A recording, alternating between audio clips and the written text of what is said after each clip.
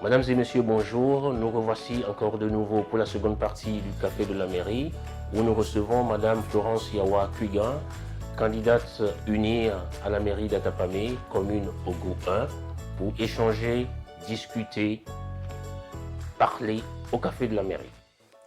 Madame Kuigan, merci pour cette belle présentation de la ville d'Atapamé. On y est tous tombés amoureux, effectivement, de votre présentation. C'est ce que j'espérais. Merci beaucoup. Alors, une question. Depuis des dizaines d'années, Atapamé n'a connu que des maires hommes. Vous êtes une femme de caractère, vous êtes une femme de conviction. Dites-nous, qu'est-ce que votre candidature apporte de plus en tant que femme? D'accord. Je voudrais, parce que vous me posez la question de ces illustres personnes qui ont été à la mairie d'Atapamé, commencer, avec votre permission, par rendre hommage à l'aîné Adjonou Kassengé, qui est actuellement le président de la délégation spéciale de la ville, ainsi qu'à tous ses prédécesseurs. Si vous me le permettez, je vais rapidement les lister. Oui. Il y en a eu une dizaine avant lui. Le premier, c'était Djina Dia Benoît. Djina Dia Benoît, oui. Voilà, suivi de Nagbé Eloi. Nous avons eu Morera Benoît. Bon, c'est une coïncidence, hein, les Benoît, voilà. Puis nous avons eu Bodjouna Ali Antoine. Nous avons également eu Sedo Jules. Sedo Jules, oui. Aena Kossi Emmanuel. Oui. Nasiki Aourufo. Alpha Abalo. Edo Komi Osanfoum. Afutu Kwadjogan Firmin. Et actuellement Adjonou Kassengé, qui est le 11e et qui sera à l'issue de l'élection du 30 juin. Tout à fait. Remplacé parce qu'il n'est pas candidat à ces élections locales. Il n'est pas candidat à sa propre succession. Voilà. Donc par le maire qui sera issu des premières réunions du conseil municipal qui sera mise en place. Donc je tenais à leur rendre hommage. Oui. Parce que l'état de la ville aujourd'hui est le fruit du travail qu'ils ont abattu depuis toutes ces années. Comme je le disais tout à l'heure, il y a beaucoup de choses qui ont été faites. Il y en a encore qui vont être faites. Et à ce niveau-là, je ne verrai pas ma candidature sous le prisme du genre. Je crois que ce que nous voulons mettre à la disposition de cette commune qui nous est si chère, c'est surtout des compétences, c'est un engagement total, ce sont des capacités. Et je crois que la question de qui peut le faire, à cette question, il est répondu par ses compétences, ses capacités, ce potentiel qui peut indifféremment venir d'un homme ou d'une femme. D'accord, donc vous êtes en train de dire que c'est pas parce que vous êtes femme ou une femme que effectivement votre heure est arrivée, ou bien que une femme doit succéder aujourd'hui à un homme, mais c'est beaucoup plus pour vos compétences et vos qualités que vous demandez à vos électeurs de vous choisir. Je crois que c'est plus de l'ordre de qui peut faire ce travail, parce que les enjeux sont importants. On a parlé de développement, on a parlé d'accélération du développement. Donc il faut des gens qui sont au courant des dossiers, il faut des gens qui sont assez compétents pour prendre la mesure de la chose et pour poursuivre, parce qu'après le 30 juin, il n'y aura pas un temps de pause pour observer et voir ce qui doit être fait, bon, etc., qu'est-ce qu'on planifie. Non, non, il faut tout de suite continuer parce que les attentes des populations sont très importantes. Au lendemain du 30 juin, le vrai travail va commencer pour le futur. Il faut tout de suite travailler. Il n'y aura pas de période de grâce, donc voilà, la projection est immédiate. D'accord. Mais les femmes d'Atapamé ont été toujours des femmes très courageuses, vous l'avez souligné dès le début de cette émission. Des femmes qui n'ont jamais hésité à braver parfois le courage même des hommes. Hein. On a dans la culture au niveau d'Atapamé beaucoup de femmes qui ont été des femmes à poigne. Hein. Je ne m'en vais pas citer certaines femmes, peut-être pour faire tort à d'autres. Mais vous, en tant que femme, comment est-ce que les gens vous regardent aujourd'hui, regardent votre candidature en tant que femme? Est-ce que vous pensez qu'on a un regard différent vis-à-vis de vous, parce que la campagne a déjà commencé? Vous avez eu quand même à vous tester sur le terrain. Comment on vous voit? Comment est-ce qu'on vous reçoit en tant que femme? Non, je crois qu'à Atapamé, nous avons cette chance. Parce que je viens de faire quelques jours de campagne électorale avec tous mes colistiers, c'est quelque chose qui est très naturel. À Takpamé, je l'avais dit, je crois, quand je parlais du marché de Blakba et des autres marchés à Kweseme, etc., ce sont les femmes qui sont la ceinture de l'économie de la ville. Et donc, la femme, sociologiquement à Takpamé, est déjà ancrée dans les habitudes et répond au code de capacité, d'engagement, de pouvoir le faire, de savoir le faire. Donc, la question ne s'est pas posée. Jusqu'ici, pour ce que j'ai pu voir, c'était quelque chose de très naturel. Donc on ne vous a jamais demandé, mais attendez, vous êtes une femme, Non, que vous avez... non. Vous n'avez pas eu ce... Tout le monde le vit bien. Tout ce que j'ai pu voir jusqu'ici, hommes comme femmes, le vivent très naturellement. Non, ce n'est pas une question. La question ne se pose pas. Et je crois que c'est une chance. Et ça vient de ce que sociologiquement, la femme et l'homme sont au même niveau. Moi, j'ai souvent l'habitude de dire que le combat de se battre pour les droits des femmes et tout ça, ça vient peut-être d'ailleurs, mais dans nos sociétés, la place des femmes est telle qu'aujourd'hui, nous n'avons pas besoin de nous battre pour cela. Nous avons au contraire besoin de prouver que nous sommes également aussi compétentes, que nous avons autant de capacités, de potentiel. Mais voilà, ce n'est pas une bascule entre hommes et femmes, mais c'est une question de citoyens qui sont engagés et qui ont les ressources pour faire le travail. Est-ce que vous souhaitez que votre engagement en tant que femme, je reviens encore là-dessus, soit un modèle pour les jeunes filles d'aujourd'hui, parce qu'on voit quand même que sur l'échiquier politique de notre pays ou sur les combats sociétaux, sur les combats très importants donc, pour la vie de notre pays, il y a de moins en moins de jeunes filles qui s'engagent en politique. Alors ma question est de savoir, est-ce que c'est parce qu'ils n'ont pas de modèle comme vous, de référence comme vous, ou est-ce que c'est parce que ça fait peur de s'engager? Alors, selon vous, c'est quoi exactement? Oui, vous touchez là au cœur de l'une de mes passions. Je crois que si nous avons une mission en tant que personne engagée, c'est égal, ça peut être en politique ou dans la vie, dans la société civile, c'est de dire à nos sœurs que c'est possible. Moi, ce message est très important pour moi. Le fait de pouvoir dire à ma petite nièce qui n'est pas encore à Lomé, mais qui vit à Djamiro ou qui est à Vagome ou qui est à Gbeko où j'étais hier, que c'est possible. Le 8 mars dernier, j'ai eu la chance d'être invitée par certaines associations de femmes. Et dans nos échanges, j'ai cité Yawa Tchegan, j'ai cité BMI Brim Keke, j'ai cité Arnon Koba Etna, j'ai cité Madame Sivome, j'en ai cité un certain nombre comme ça, en leur disant que ce sont des pionnières qui ont porté la lumière et qui nous obligent maintenant à en faire de même pour que derrière nous, celles qui viennent ne soient pas trop privées des repères. Exactement. Voilà, il faut qu'en nous voyant, elles se disent que c'est tout à fait possible. Et ça commence par avoir une bonne éducation. Ça commence par avoir de l'ambition, à savoir que les Anglais disent « the sky is the limit ». Et moi, je dis « even the sky is no more the limit ». Même le ciel n'est plus la limite. Exactement. On peut aller aussi loin que possible, mais il faut qu'il y ait des gens auxquels ils puissent s'identifier et dont elles voient que mais si elle y est parvenue, moi aussi je peux. Exactement. Il suffit que je m'applique, il suffit que je sois assidue, etc. Donc vraiment, c'est l'un des combats que je porte et j'espère, dans la modeste mesure qui est la mienne, y parvenir. D'accord. Alors, vous êtes candidate à la mairie d'Atapamé, hein, c'est plus un secret. Vous êtes une femme de combat, mais vous avez derrière vous quand même un parti assez puissant, un parti assez organisé. On va dire un parti qui a une machine quand même, lorsqu'il déroule cette machine-là, elle est impressionnante. Est-ce que cela ne semble pas être, ou bien est-ce que cela ne pourrait pas être, on va dire, un atout?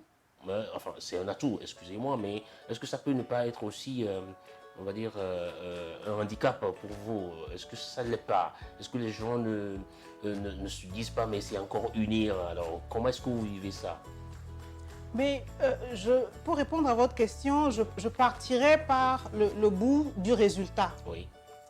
La question, au fond, ce n'est pas qui arrive à le faire, mais c'est qui l'a fait. Qui a donné la preuve qu'il était capable de le faire. Et excusez du peu, pour le moment, c'est UNIR qui a prouvé qu'il pouvait le faire. il y a quelques jours en campagne, je disais aux électeurs, mais écoutez, le développement, c'est une question de continuité. Ce ne sont pas des phases où on développe un peu et puis après on s'arrête et on essaie de voir si on peut développer. Ça ne peut pas être le cas parce que nos populations attendent beaucoup et ces attentes sont légitimes. Et donc, avoir derrière ce que vous appelez une machine puissante, moi je l'appelle un ensemble de mécanismes et de comportements, de principes, de valeurs qui sont professés et qui tiennent à quoi? À la discipline, à un engagement réellement militant. Voilà, donc à partir de là, je crois que tout est bénéfice. Hein. Moi, je crois que tout est bénéfice. Notre parti a la chance d'avoir beaucoup de ressources. Le seul langage qui se puisse tenir, c'est que nous devons mettre toutes ces ressources indifféremment au service de la même cause. Il n'y a qu'une seule cause qui vaille d'être défendue, c'est la cause du Togo, c'est la cause de nos communes dans le cadre du scrutin qui se prépare. À Tapamé, aujourd'hui, on voit, on le dit, on le sent, il y a certainement des courants. Il y a des courants au sein du parti UNIR qui minent votre unité, l'unité au fait du parti localement, j'allais dire. Comment est-ce que vous pensez rassembler tout ce beau monde derrière la bannière du parti pour aller gagner ce combat-là qui s'annonce, qui n'est pas quand même un combat aussi facile que ça. D'accord. C'est peut-être un point sémantique, mais moi, je ne parlerai pas de courant qui mine, mais je parlerai d'une vitalité démocratique à la base. Je ne serais pas crédible si je vous disais que dans le parti UNIR, tous les militants pensent exactement la même chose tous les jours. La preuve, c'est que nous ne nous habillons pas de la même façon, nous n'achetons pas la même marque de thé. Voilà. Autant cette diversité, pour nous, c'est une richesse. Parce qu'il faut que ça vienne de partout. De la réflexion jaillit la lumière. Donc, ce ne sont pas des courants qui minent, comme je disais, mais ce sont des voix qui s'expriment, qui participent à la discussion et qui sont pour nous une marque de la vitalité démocratique. Parce que c'est ce à quoi nous tenons. Nous tenons à ce que les militants puissent s'exprimer. Mais j'ai évoqué tout à l'heure la discipline et la loyauté et la fidélité au parti. Ce sont les derniers repères. Voilà, donc nous discutons entre nous. Ces discussions peuvent être plus ou moins vives selon le contexte, mais au final, il n'y a qu'un seul message, c'est celui que porte le président du parti. Nous devons rester unis parce que dans l'unité seulement, nous pouvons construire ce pays. Et nous sommes là pour construire ce pays. Et à partir de là, voilà, c'est... D'accord, vous êtes cadre du parti UNIR. J'allais dire, est-ce que vous échappez quand même, arrivez-vous à vous échapper de la notion de bilan? Parce que c'est vrai qu'on est dans une élection locale, ce n'est pas national, donc le bilan du chef de l'État n'est pas posé là aussi clairement. Est-ce que ce n'est pas quelque chose qu'on ressent? Est-ce que vous défendez fièrement et fortement ce bilan, si tant est en fait qu'il y en a une?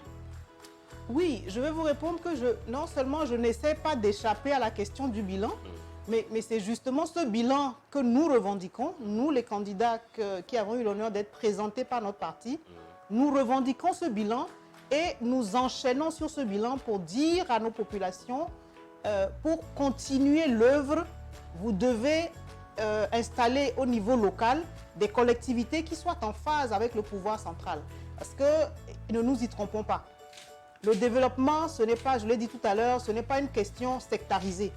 On ne peut pas faire du développement lorsqu'on n'est pas en phase avec la vision. Et donc, nous, candidats de UNIR, nous connaissons la vision du parti. Et donc, nous sommes mieux à même de la mettre en œuvre au niveau local. Est-ce que vous êtes en train là de dire que si le futur premier magistrat de la ville n'est pas du parti UNIR, il n'aura pas l'oreille attentive? Ne me faites pas dire ce que je n'ai pas dit. De l'autre côté. Jusqu'ici, je me bats. Est-ce que ça serait une tare pour lui, en fait? Non, ce ne sera pas une tare. Nous nous emportons pas, ce ne sera pas une tare. Oui. Je me bats pour que cette municipalité soit tenue par mon parti parce que je sais ce qui se fait chez moi. À UNIR, je sais ce qui se fait. Et je sais que cela correspond à une vision pour développer cette commune comme il y a une vision pour développer le pays tout entier, je vous ai parlé tout à l'heure du PND sur la période 2018-2022. Et donc, je crois, et pour le dire, je le crois sincèrement, je le dis avec toute la sincérité qu'il faut, je crois que UNIR en tant que parti étant au niveau central aux affaires, comme on le dit, est le mieux à même d'implémenter un plan de développement au niveau local. Bien, Madame Kugan, vous avez précisé tout à l'heure que dès le lendemain de l'élection, les choses sérieuses doivent commencer parce que la population a soif qu'il y ait des actions concrètes sur le terrain. Alors, cette même population, vos électeurs, ont besoin de savoir s'ils vous accordent leur suffrage, quels sont les axes d'action prioritaires que vous allez poser. Quelles seront vos actions concrètes sur le terrain qui changeront leur vie?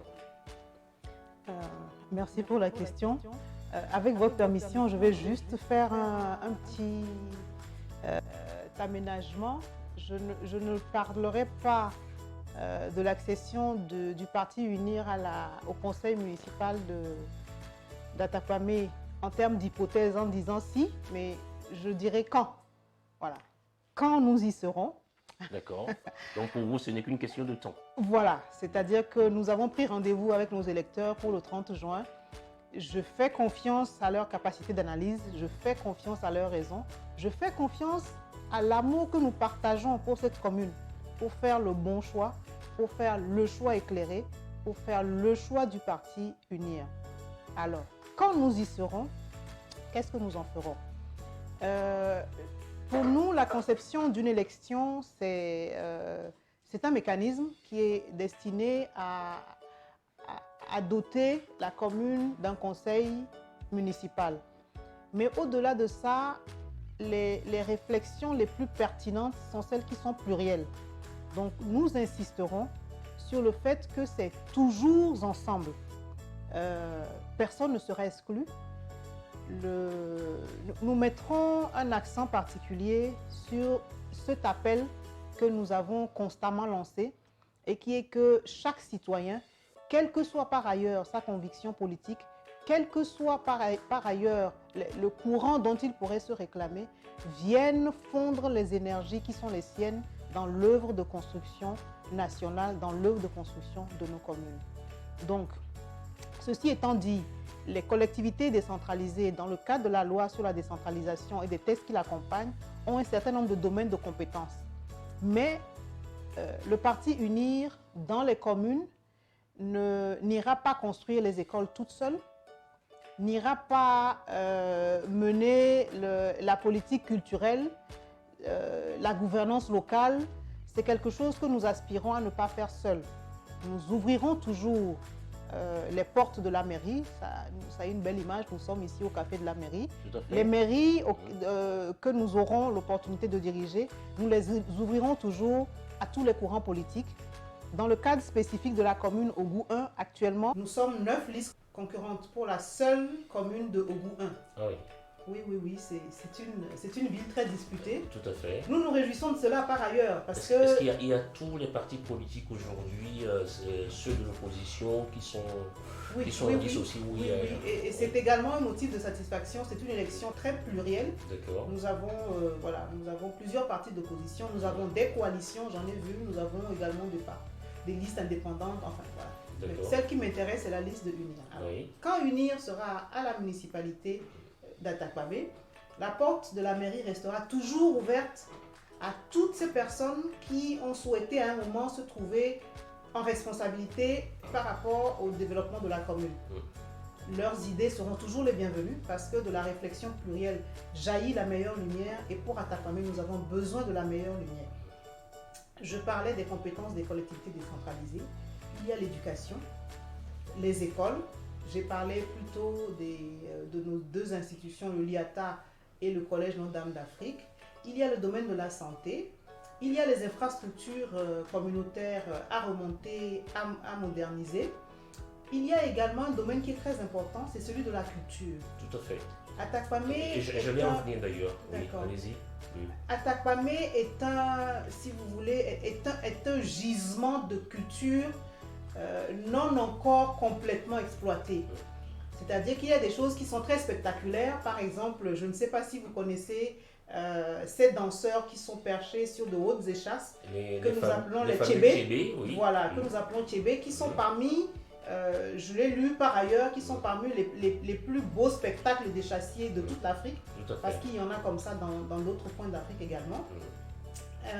Nous avons la pittoresque fête des Ignames, qui est un rendez-vous auquel il faudra... Pourquoi vous l'appelez pittoresque? Elle n'est pas assez valorisée à votre goût Non, pittoresque parce qu'elle elle nous donne en quelques jours un cliché de toute la préfecture et de toute sa richesse. D'accord. Voilà, donc il y a l'aspect, c'est vrai qu'il y a l'aspect officiel, mais avant cela, c'est une dizaine de jours ou même 2 semaines d'événements spirituels, de rendez-vous, de prières, de retraite. C'est quelque chose de magnifique. Voilà. Mais Atakpamé a encore plus à offrir sur le plan culturel. Donc nous nous pencherons sérieusement sur cela. Nous avons une jeunesse très vive et très dynamique qui est intéressée par la culture. Il s'agira de mettre en place au niveau communal tous les mécanismes et tous les outils qui permettent vraiment à la jeunesse d'Atakpamé de s'exprimer, de satisfaire cette soif d'expression qu'elle a en termes de culture. Tout à fait. Voilà.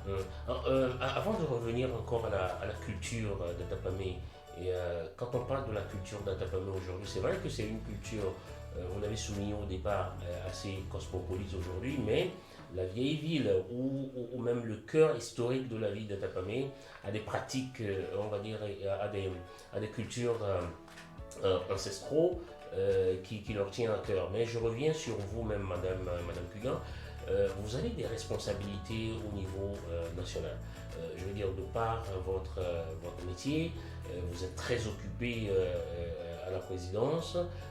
Vous occupez depuis peu, je pense, 2 ou 3 mois,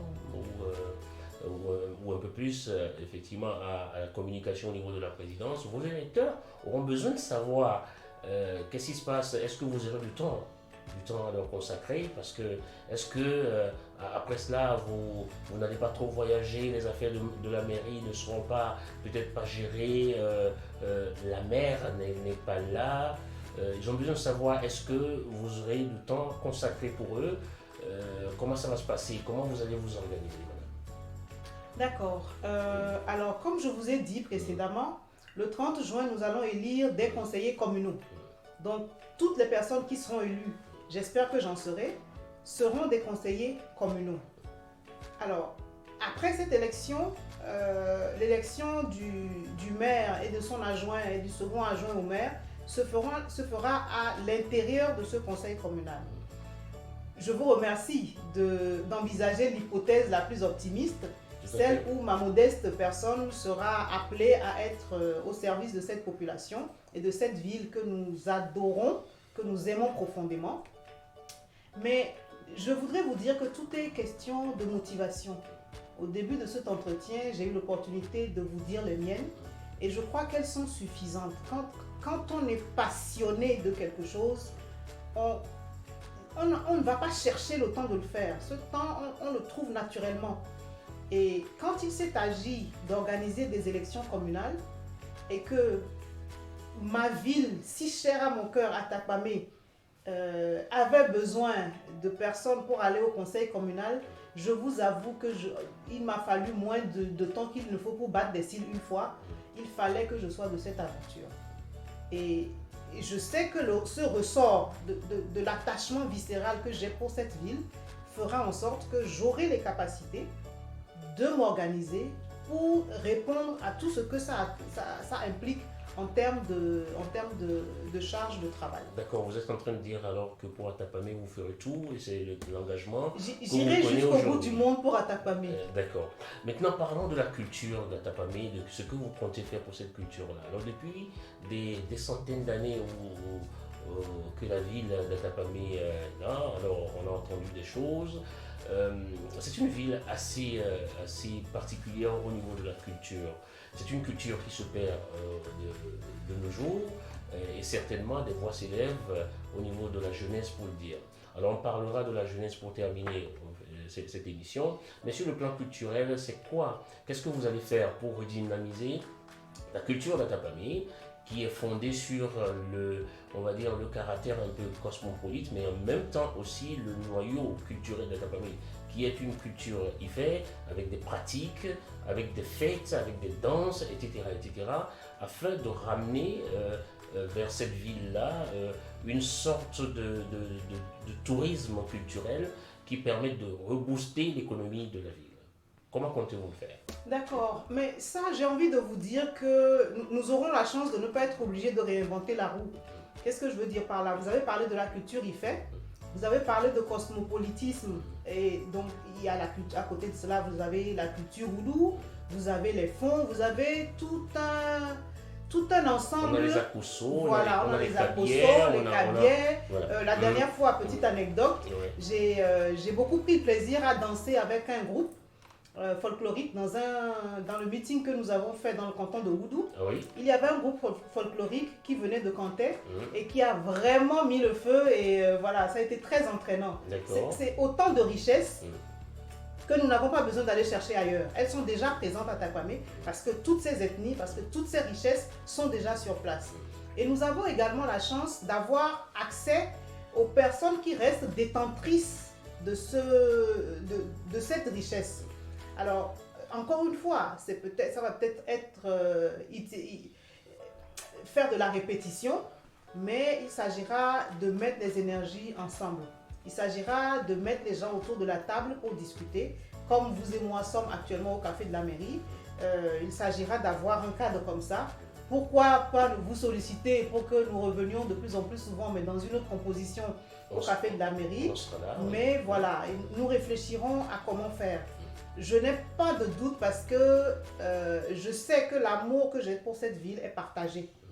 Tous les habitants d'Atapame, tous ceux qui ont eu la chance une fois de traverser cette ville ne repartent pas pareil.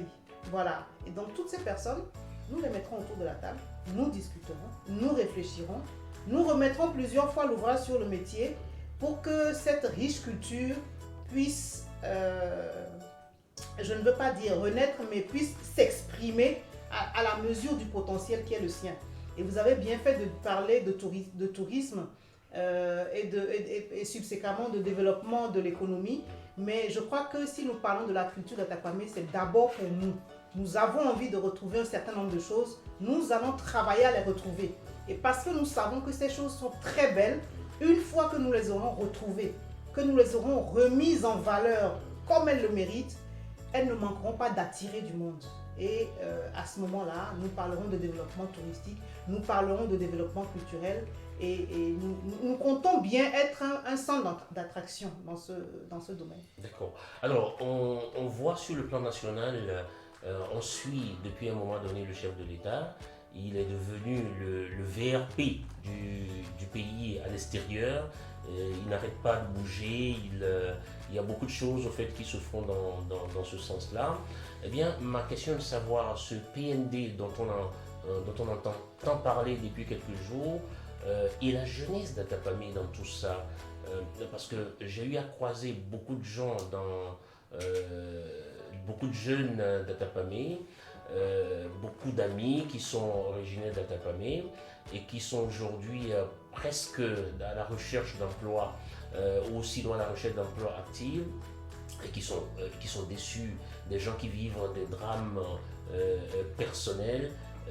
Alors pour cette jeunesse-là qui est le noyau dur de la vie de notre pays, qu'est-ce que vous comptez faire? Est-ce qu'on est là, parce qu'il y en a plein qui sont complètement déçus, démoralisés ou parfois sans espoir du tout, qui pensent partir ailleurs. Partir ailleurs, ça veut dire simplement quitter la ville. Et lorsqu'on voit une ville être désertée par sa jeunesse, ça ne donne pas envie d'y retourner ou bien d'y travailler. Alors, comment on fait pour dynamiser cette ville-là, et donner de l'emploi aux jeunes, donner de la perspective aux jeunes, leur dire, ben voilà, vous pouvez y rester, vous pouvez y travailler, vous pouvez produire, vous pouvez grandir, vous pouvez faire des enfants. Qu'est-ce qu'on fait pour cette jeunesse d'Atapame qui a tant besoin? D'accord. Je voudrais dire, en parlant du PND, d'abord donc commencer au plan national, parce que c'est un plan national de développement, que le PND a fait un pari. je pense que je l'ai déjà mentionné plus tôt, mais si je ne l'ai pas fait, je vais peut-être le répéter. Il est besoin actuellement d'accélérer le rythme de notre croissance économique au plan national. Et le pari que le PND fait, c'est que cette accélération de croissance sera portée par les Togolais qui auront de l'emploi décent. C'est pour ça que sur 5 ans, il est prévu la création de 500 000 emplois. 500 000 emplois et 500 000 000 emplois, voilà. C'est pas rien. Ce n'est pas rien, mais c'est ambitieux, mais c'est réalisable parce que notre jeunesse est là. Elle ne demande qu'à travailler. Je crois que le chef de l'État l'a dit dans un discours une fois, notre jeunesse ne demande pas l'aumône, notre jeunesse demande des opportunités d'exprimer l'immense potentiel qui est le sien. Et donc, dans le cadre du PND, tous ces emplois seront créés à travers la mise en œuvre des 3 axes que vous connaissez. Récemment, nous avons eu un meeting où le ministre de l'Agriculture, de la Production animale et halieutique est venu faire une présentation qu'il a essentiellement axée sur tout ce que le développement de l'agriculture, le développement des pôles industriels peuvent apporter. Il est allé plus loin en abordant l'axe 1 qui est celui du hub logistique d'excellence que le Togo est appelé à devenir. Et il a parlé notamment d'un projet phare qui est celui du dédoublement de la nationale numéro 1. J'ai parlé lorsque nous avons vu en image le carrefour d'Agbonou. J'ai rappelé le positionnement du Togo qui est celui de la porte d'entrée sur l'Afrique de l'Ouest en se positionnant comme un couloir naturel de desserte de tout l'Interland. Donc un tel projet, le dédoublement de la nationale numéro 1, qui dans cette première phase va s'arrêter à Takpamé. Encore une fois, je vous jure que je n'ai rien à voir dans ça. Et c'est comme par hasard, ça va s'arrêter. Voilà, mais ça va continuer quand même vers le nord. Ça va continuer, oui, ça va continuer parce que c'est pour desservir l'Interland. Très concrètement, il y aura une autoroute qui sera construite. C'est quoi en fait ce actuellement vous avez ce squelette. D'accord. Et à côté de ce squelette, nous en aurons un autre qui est pour le coup dédié essentiellement à assurer cette fluidité. Parce que le port autonome de Lomé est appelé à grandir. Une fois que le port aura atteint son rythme de croisière, il faut également que les axes permettent rapidement que cet écoulement soit fait en direction des pays enclavés. Donc c'est pour dire qu'il y a comme ça un certain nombre de projets dont la traduction dans les faits sera la création d'emplois massifs. Voilà. Et donc la jeunesse d'Atapamé, telle que je la connais, avec son dynamisme, avec son engagement, avec sa formation, ne peut pas échapper à ce courant de bonnes nouvelles qu'est le PND. Oui, mais j'ai toujours un souci par rapport, lorsqu'on, dans les discussions, les hommes politiques disent, ben voilà, on va créer des emplois. Quelque part, je me pose la question de savoir, ceux qui n'ont pas d'emploi, enfin, on ne peut pas avoir d'emploi si on n'a pas une formation. Est-ce qu'il ne manque pas d'abord effectivement la catégorisation des,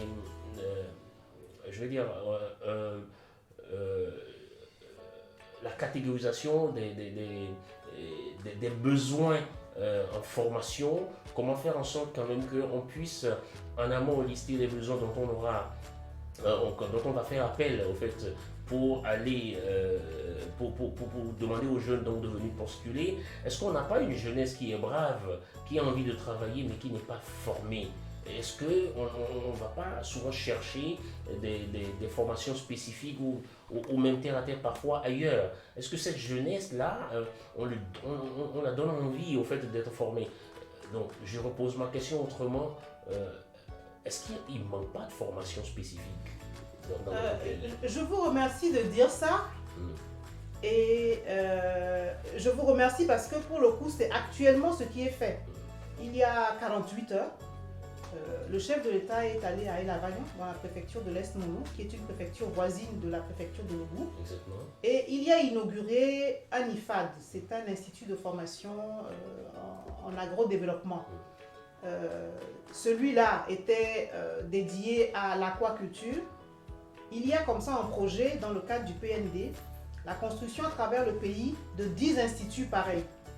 C'est quelque chose qui est vraiment pointu en termes de formation et qui débouche tout de suite sur l'emploi. Vous voyez? Quand vous dites ça débouche tout de suite sur l'emploi, ça veut dire quoi? Les emplois sont là, qui attendent, ou bien c'est maintenant qu'il faut les créer, ou alors on dit aux gens, bon voilà, formez-vous d'abord et après on verra si on peut vous trouver de l'emploi ou pas. Non, non, justement, je parlais du génie de la jeunesse togolaise. Sont dans cette école des jeunes hommes et des jeunes femmes qui ont déjà conçu des projets, qui ont été jugés à une phase antérieure dignes d'être accompagnés. Et tout au long de cette formation, ils seront dotés des outils qu'il faut pour faire maturer ce projet, de sorte qu'en sortant avec leur diplôme technique, en spécialiste de l'aquaculture, enfin je ne connais pas les dénominations exactes, mais ils seront en situation de pouvoir mettre en œuvre le projet qu'eux-mêmes ils ont apporté. Vous voyez? Donc c'est quelque chose qui est assez ciblé, assez pointu, où il n'y a pas de risque de déperdition. Je vous entends bien. La question de l'adéquation des curricula de formation se pose également. Mais j'ai envie de dire que à côté de ça, il y a de l'espoir. Pourquoi je dis ça? Est-ce que vous connaissez le premier employeur au Togo? Le premier employeur au Togo, c'est l'agriculture. Exactement. Et puis la région d'Atakpamé d'ailleurs. Voilà. Et donc l'idée, c'est que l'agriculture devienne progressivement, notamment à travers la mise en œuvre de l'axe 2 du PND, moins pénible, que l'agriculture devienne ce que nous appelons l'agro-business, que ça attire.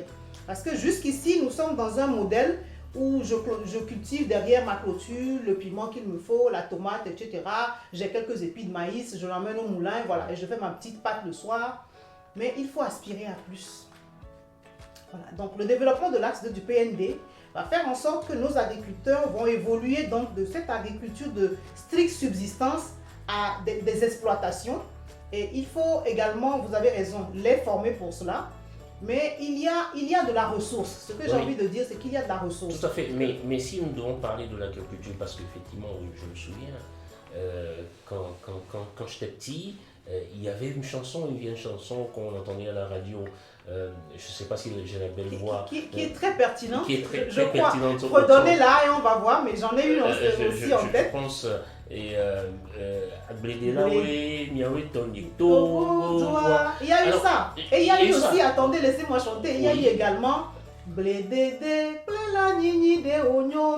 ça, je connaissais on incitait déjà voilà, à l'agriculture, à l'élevage. Oui. Et c'est toujours très pertinent. Oui, mais on dit aux gens, enfin, le pays appartient aux agriculteurs. Et c'est vrai. Alors, comment ça se fait aujourd'hui? Je ne comprends pas.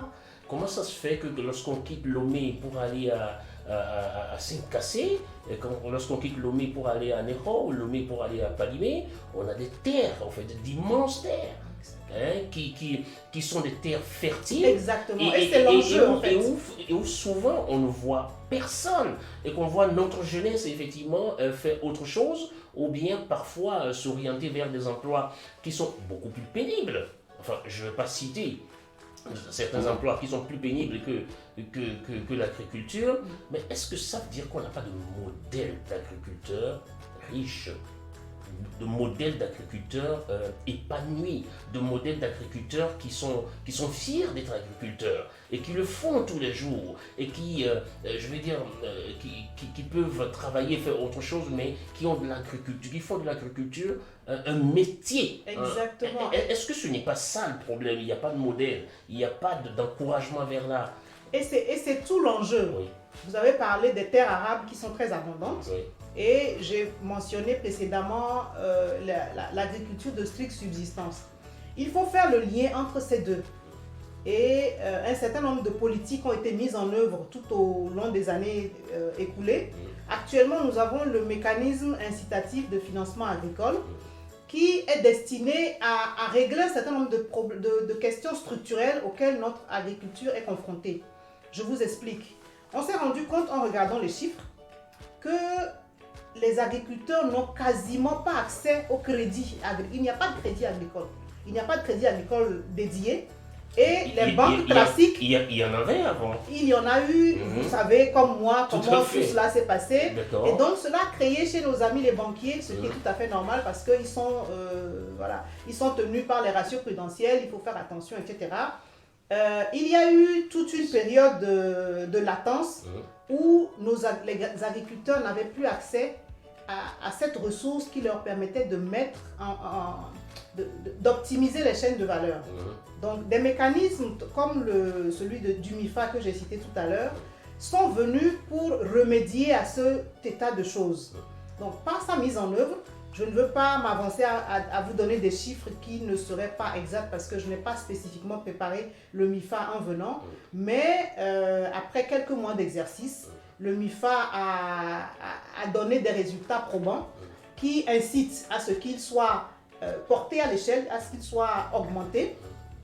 Et dans le cadre de la mise en œuvre de l'axe 2 du PND, il y a des projets comme celui des agropoles, etc., qui, lorsqu'ils seront exécutés à une étape de maturation, créeront ces modèles dont vous parlez et qui sont effectivement nécessaires. Parce que pour m'engager dedans, j'ai besoin de savoir que telle personne l'a fait et, voilà, et que ça a produit les résultats escomptés. Est-ce qu'il n'y a pas au sein de votre parti UNIR un déficit au fait de défense de ces projets-là initiés?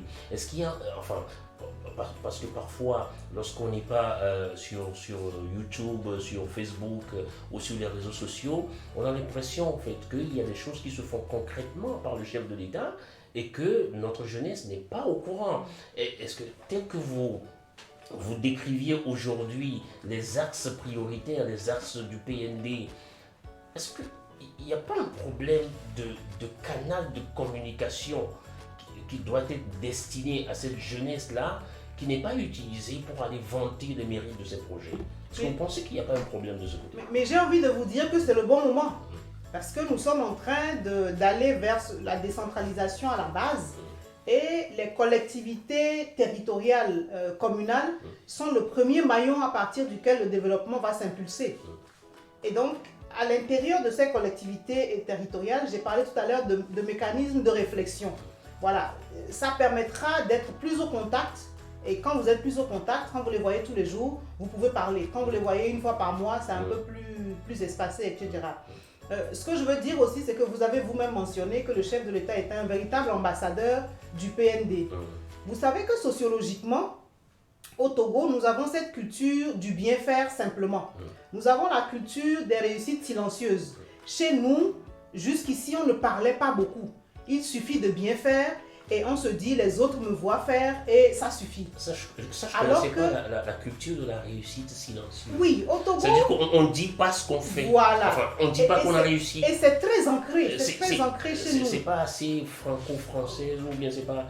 Non, non, pas français parce que bon, je vous sortirai tout de suite le cocorico des Français. Et c'est carrément l'inverse.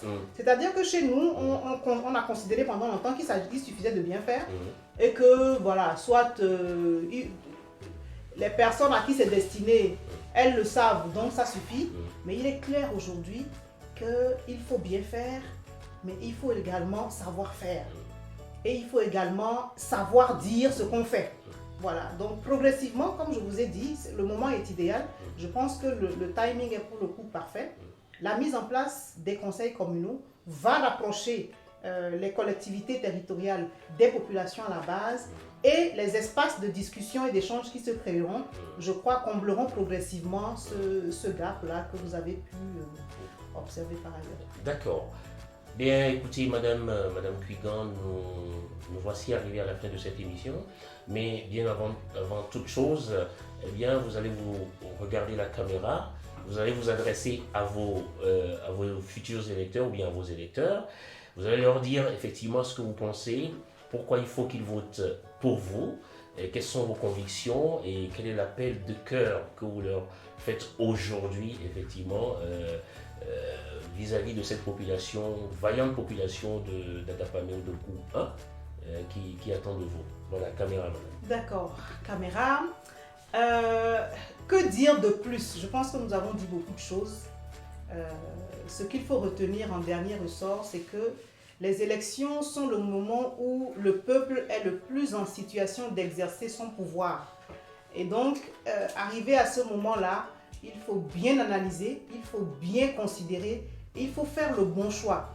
Et comme je l'ai dit tout au long de cet entretien, le bon choix, à mon sens, c'est celui des listes UNIR présentées sur l'étendue du territoire par notre parti.